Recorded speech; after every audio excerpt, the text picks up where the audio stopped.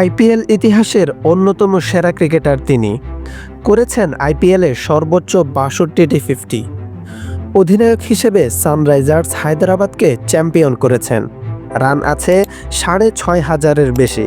তবে এত কিছু আইপিএলে ডেভিড ওয়ার্নারের দল পাওয়ার জন্য যথেষ্ট হয়নি। আইপিএল নিলামে দুবার নাম ওঠার পরও কোনো দল ওয়ার্নারকে নিয়ে আগ্রহ দেখায়নি।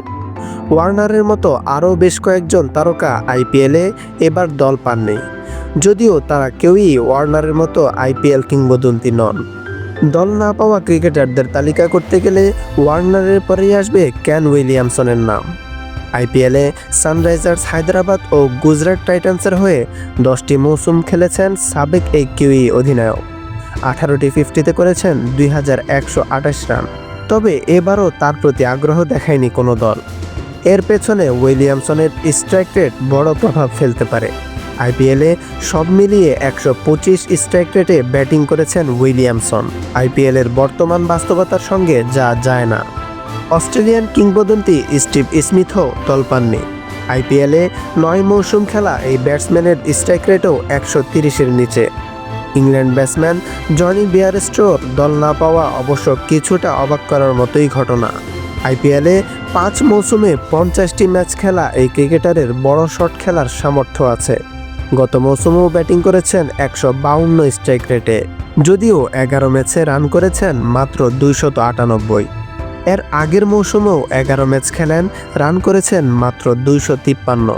এই 2 মৌসুমে তার বাজে পারফরম্যান্সের কারণেই হয়তো দলগুলোর আস্থা হারিয়েছেন বেয়ারস্টো। ইংল্যান্ডের সর্বকালের সেরা বোলার জেমস অ্যান্ডারসনও এবার নিলামে নাম দেন।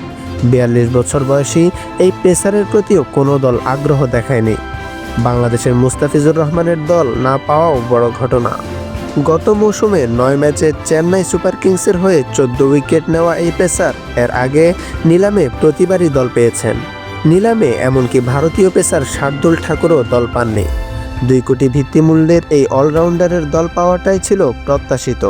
আইপিএলে 94 উইকেট নেওয়া এই পেসারের দাম কত উঠবে সেটা নিয়েই আলোচনা হচ্ছিল।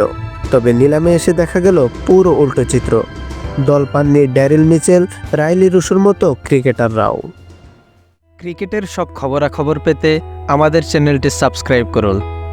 আপনার ভালো লাগা খারাপ লাগা আমাদের সাথে শেয়ার করতে অবশ্যই ভুলবেন না। আপনার গুরুত্বপূর্ণ ফিডব্যাক আমাদের পথ চলাকে সুগম করবে। ধন্যবাদ।